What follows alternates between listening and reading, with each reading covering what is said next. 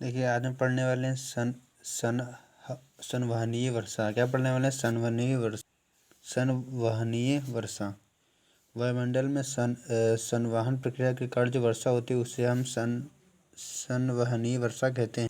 जब वायुमंडल की परतें गर्म हो जाती हैं और नमी से लदी वायु संवहन धारा के रूप में ऊपर उठती है। नम और उष्ण बोले तो नम और गर्म वायु जब उपसारित होती है तो उसका घनत्व कम हो जाता है।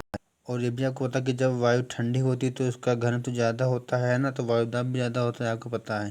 तो यह रुद्धोष्ण प्रक्रम के द्वारा बादलों का निर्माण होता है, वर्षा होती है। इस प्रकार की वर्षा संवहनीय वर्षा अधिकतम विषुवत रेखा या जलवायु के करीब प्रदेशों में होती है। विषुवत रेखीय प्रदेशों में जो वर्षा होती है उसे संवहनीय वर्षा कहते हैं और इस तरह की वर्षा पूरी वर्ष भर होती है। विषुवत रेखीय प्रदेशों में जो वर्षा होती है उसे संवहनीय वर्षा कहते हैं। इस तरह की वर्षा मतलब संवहनीय वर्षा पूरी वर्ष भर होती है। बात कर लें पर्वतीय वर्षा क्या, तो नमी से लदी हुई वायु के मार्ग में पड़ने वाले पर्वतों के कारण होने वाली वर्षा को पर्वतीय वर्षा कहते हैं। नमी से लदी हुई वायु के मार्ग में पड़ने वाले पर्वतों के कारण होने वाली वर्षा को पर्वतीय वर्षा कहते हैं। नमी से भरी वायु ऊपर उठने के लिए बाद होती है। इस कारण रुद्धोष्ण प्रक्रम द्वारा ठंडी हो जाती है और वर्षा का कारण बनती है। अगर बात कर लेंगे चक्रवाती वर्षा, देखिए चक्रवाती वर्षा किसे कहते हैं। देखिए चक्रवात को या अवनमन को तो चक्रवात के गुजर जाने के साथ ठंडी वायु के ऊपर गर्म नम वायु की परत आने से वाताग्र बोले तो दो भिन्न जलराशियों के मिलने का स्थान, गर्म के ऊपर ठंड है ना, इसे कहेंगे वाताग्र। तो चक्रवात के गुजर जाने के बाद चक्रवात के जाने के बाद ठंडी वायु के ऊपर गर्म नम वायु की परत आने से वातावरण का निर्माण होता है और इससे चक्रवाती को कहते हैं चक्रवात को इंग्लिश में कहते हैं साइक्लोन। इससे चक्रवाती वर्षा होती है। यूरोप एवं उत्तरी अमेरिका में इसी प्रकार की चक्रवाती वर्षा होती है। उत्तरी भारत में भी इसी प्रकार की वर्षा होती है। तो यूरोप एवं उत्तरी अमेरिका में चक्रवाती वर्षा होती है, उत्तरी भारत में भी इस प्रकार की वर्षा होती है। अगर बात करें कि चक्रवात किसे कहते हैं, तो देखिए चक्रवात की स्थिति में किनारों पर दाब अधिक क्या होता है, दाब अधिक तथा केंद्र पर दाब कम होता चक्रवात में। चक्रवात की दिशा में उत्तरी गोलार्ध में है ना। देखिए चक्रवात क्या होता है, चक्रवात पे ये देखिए यहाँ डायग्राम बना हुआ है। चक्रवात का डायग्राम ये है, ये देखिए जो चक्रवात का डायग्राम हमेशा इसी दिशा होता है घड़ी की सुई की विपरीत दिशा में। घड़ी सुई ऐसे चलती है, इसमें देखिए ऐसे ही आपको ध्यान रखना कि चक्रवात हमेशा घड़ी की सुई के विपरीत दिशा में चलता है। और किनारों पर ये देखिए दाब अधिक है और केंद्र पर दाब कम है। अगर बात कर लें हम कि चक्रवात की दिशा में बोलो तो ऐसे मैंने बताया आपको भी, ये देखिए चक्रवात की दिशा में है ना, मतलब एंटी क्लॉकवाइज चक्रवात की दिशा में उत्तरी गोलार्ध में, चाहे एंटी क्लॉकवाइज कहो चाहे चक्रवात की दिशा में कहो चाहे है ना, चाहे उत्तरी गोलार्ध को, क्योंकि हम जानते हैं ये बाएं हो रहा है तो बाएं हो रहा है तो ये क्या हो रहा है, उत्तरी गोलार्ध हो रहा है। तो उत्तरी गोलार्ध में वायु की दिशा में ये देखिए वायु की उत्तरी गोलार्ध को या बाएं को या वायु की दिशा में घड़ी की सुई के विपरीत होती हैं। तथा मैंने यही बताया आपको, तथा दक्षिणी गोलार्ध कहो चाहे दाएं कहो चाहे दक्षिणावर्त कहो चाहे क्लॉकवाइज कहो, तथा दक्षिणी गोलार्ध में चक्रवात की वायु की दिशा घड़ी की सुई के विपरीत दिशा में होती है। उष्णकटिबंधीय चक्रवात कर्क एवं मकर रेखा के मध्य उत्पन्न होते हैं।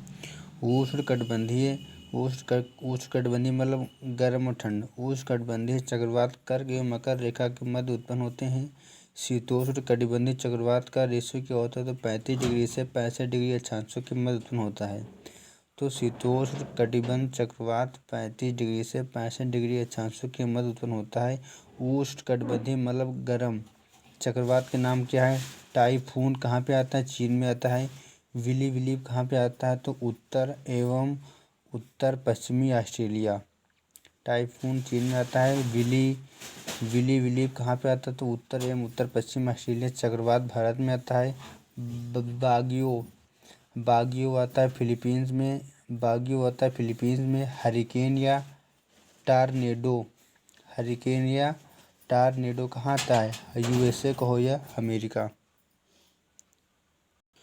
देखिए चक्रवात का 10 उल्टा क्या होता है? पहले चक्रवात होता है, जैसे मैंने बताया आपको कि चक्रवात में क्या होता है, किनारों पर दाब अधिक होता है और केंद्र पर दाब कम होता है। तो 10 उल्टा इसके यहाँ पे क्या होगा? पहले चक्रवात में इस स्थिति में केंद्र पर उच्च दाब होगा। क्या होगा? केंद्र पर देखिए उच्च दाब है तो किनारों पर दाब कम होता है। वायु की दिशा उत्तरी गोलार्ध में घड़ी की सुई की दिशा में तथा दक्षिणी गोलार्ध में घड़ी की सुई की विपरीत दिशा में होती है। प्रति चक्रवात की स्थिति मौसम साफ एवं हवाएं मंद मतलब धीमी से चलती हैं और चक्रवात तो खराब मौसम को ही दिखाती हैं। तो हमने ये सीखा कि चक्रवात में क्या होता है, किनारों पर दाब अधिक, केंद्र पर दाब कम होता है। बोलो तो ऐसे है ना। तो किनारों पर दाब अधिक है, किनारों पर दाब अधिक तभी तो ये अंदर केंद्र की ओर आएंगी। अगर हम बात कर लें कि भू स्थितिक उपग्रह की कितने ऊंचाई पर होती है, तो भू स्थितिक ऊंचाई होती है 36,000 किलोमीटर। सबसे लंबी कोरल भित्ति कहाँ है? तो ग्रेट बैरियर में है। रीफ कहाँ पे है? ग्रेट बैरियर रीफ ऑस्ट्रेलिया में है। कितने डिग्री जाने पर ऑक्सीजन की कमी होती है? तो 120 सेंटीमीटर जाने पर ऑक्सीजन की कमी होती है। तो अगर बात करें कि ये कैसे तापमान घटता है बढ़ता है, तो घटता बढ़ता फिर बढ़ता है। पहले तापमान देखिए क्या होता है, घटता बढ़ता फिर बढ़ता है। देखिए दो वर्णों के मेल से जो परिवर्तन होता है उसे संधि कहते हैं। और संधि में देखिए स्वर में क्या होता है, स्वर संधि 5 प्रकार की होती है, इसमें स्वर प्लस स्वर ही आता है।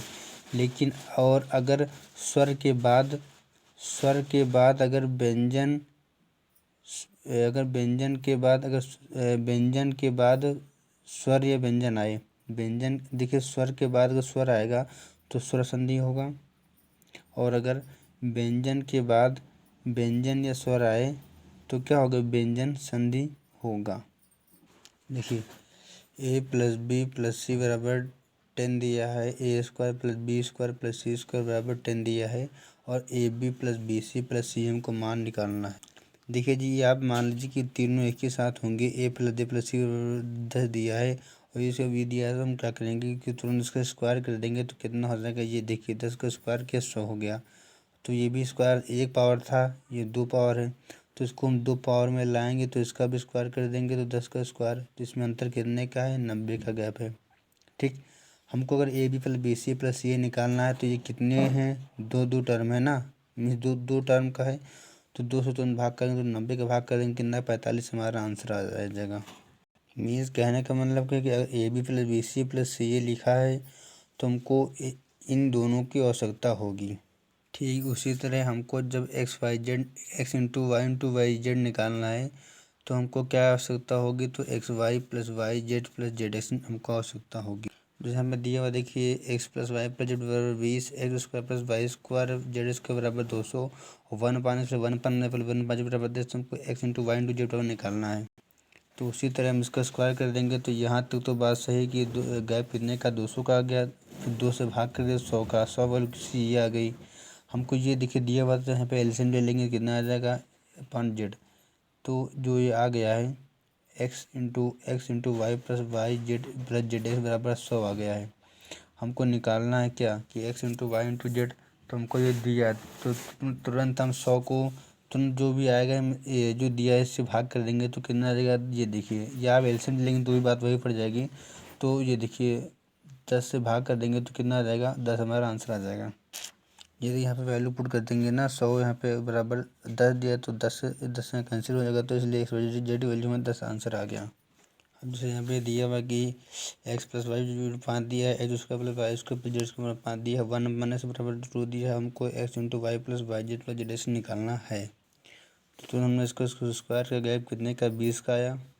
20 का यहाँ पे गैप आया, हमको ये निकालना तुरंत हम 2 से भाग कर देंगे 10 आ जाएगा। 10 आगे हमको अब निकालना है 1/s plus 1/y plus 1/z का मान निकालना है। अब यहाँ पे ये देखिए इसका 2 दिया, हमको निकालना था क्या, X into Y into Z निकालना था। तो जो भी आता है X Y plus Y Z plus Z, इसके बाद अगर हमको मान निकालना है X into Y into Z का, तो हम जो भी आएगा उसका 2 से भाग कर देंगे तो हमारा ये आ जाएगा 5। मीन्स जब इनका हम गैप देखते हैं, ये इनका उनका गैप देखते हैं, जो आता है इसको अगर हम आधा करते हैं तो हमारा वैल्यू आता है, इसका आता है Y Z plus Z X का आता है। लेकिन जब हम इसका आधा कर देंगे तो किसका वैल्यू आएगा, X into Y into Z का मान आ जाएगा। उसी तरह एक्स वाई जेड का मैंने बताया आपको कि X into Y into Z का मान निकालने के लिए हमको 2 की आवश्यकता होगी, X Y Y Z Z X, और 1 upon X plus 1 upon Y plus 1 upon Z, हमको इन दोनों की आवश्यकता होगी X into Y into Z निकालने के लिए। देखिए अब एक बराबर 105 दिया है, बी बराबर 105, सी बराबर 110 दिया, हमको मान निकालना है A square plus B square plus C square minus A B minus B C minus C निकालना है मान। तो पहले गैप देखें, गैप कितने का है, यहाँ पे देखा गैप 0 का, यहाँ पे गैप कितने का देखा, तो यहाँ पे गैप देखा हमारा 5 का है। देखिए यहाँ पे फार्मूला लगा देंगे हम कि ए square plus B square plus सी स्क्वायर बटे में 2, मीन्स ए की वैल्यू ये है, बी की वैल्यू ये है, और सी की वैल्यू देखिए हम इन दोनों को जोड़ कर लिख देंगे, है ना। अब जैसे ए स्क्वायर तो 0 का स्क्वायर, बी स्क्वायर बोलो तो 5 का स्क्वायर, फिर उसके बाद इन दोनों को जोड़ कर बोलो तो 0 और 5 क्या होगा, 5 ही होगा, तो इसका स्क्वायर लिख देंगे तो 5 का स्क्वायर लिख देंगे। या आप ऐसे भी देख सकते हैं, सी का देखिए ए की वैल्यू बी की वैल्यू आ गई। अब सी की वैल्यू आप ऐसे देख सकते हैं कि 5 से और 10 कितना अंतर है, 5 का, तो यहाँ से भी 5 का स्क्वायर लिख सकते हैं, बटे में 2 कर देंगे तो हमारा आंसर आ जाएगा 25। अब जैसे अगर ए बराबर 10 दिया, बी बराबर 11, सी बराबर 12, हमको निकालना A cube plus B cube plus C cube minus 3abc। तो इसका फार्मूला क्या होता है जान लीजिए आप, एक ब्रैकेट में A plus B plus C, अगले ब्रैकेट में A square plus B square plus C square minus A B minus B C minus C है। तो देखिए A plus B plus C तुमको दिया, ये तो 11 10 21 2 23 10 33 आ गया। अब देखिए A square plus B square plus C square minus A B minus B C minus C, तो ये देखिए जहाँ भी आपको दिखे, ये देखिए A square plus B square plus C square minus A B minus B C minus C, जब भी निकालना हो तुरंत फार्मूला लगाएंगे क्या, A square plus B square plus C square बटे में 2। और अगर देखिए हमने गैप दिखाकर, गैप देखिए अगर समान है, गैप अगर समान है तो बहुत ही आसान हो जाएगा। अगर गैप समान तो फॉर्मूला लगा देंगे 3d²। अगर गैप समान नहीं है, जैसे कि यहाँ पे देख रहे हैं आप, गैप यहाँ पे 0, यहाँ पे गैप कितने का 5, जो गैप समान नहीं होगा तो हम लगा देंगे A square plus B square plus C square बटे में 2। लेकिन जब गैप समान होगा तो बहुत ही आसान है, 3d² फार्मूला हो जाएगा। 3 देखिए 3 लिख दिया, d² बोलो तो गैप, गैप कितने का ये देखिए 1 1, तो इसलिए 3 संख्याएं हैं, है ना, 3 संख्याएं हैं।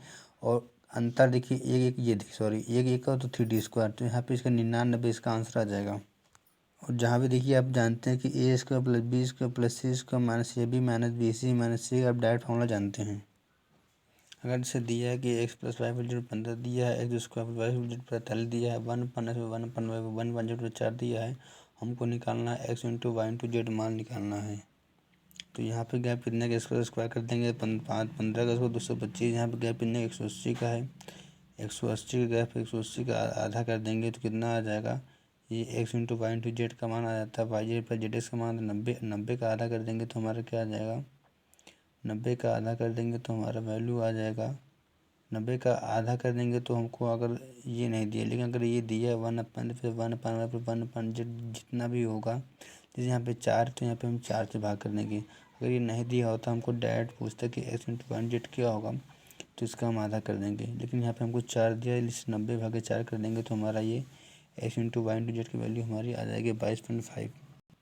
तो मैंने यहाँ पे ये सीखा कि अगर X into Y Y Z plus Z X बराबर 90 दिया है, और अगर आपको 1/x plus 1/y plus 1/z बराबर 4 दिया है, तो हम एक्स वाई जेड बहुत ही आसानी से निकाल सकते हैं, है ना। एलसीएम लेके ये 90/4 कर देंगे, हमारा आंसर आ जाएगा। यहाँ पे देखें कि ए बराबर 15, बी बराबर 20, सी बराबर 25, यहाँ पे हमने देखा गैप समान है, 5 5 है, और हमको निकालना a square plus B square plus C square minus A B minus B C minus c क्या होगा। देखिए जब गैप समान है तो और भी आसान है, या ऐसे भी निकाल सकते हैं, ये वही बताया मैंने आपको कि ए square plus B square plus सी स्क्वायर बटे में 2, 5 स्क्वायर प्लस 5 स्क्वायर प्लस 5 5 10 का स्क्वायर बटे में 2, तो हमारा 75 आंसर हमारा आ जाएगा।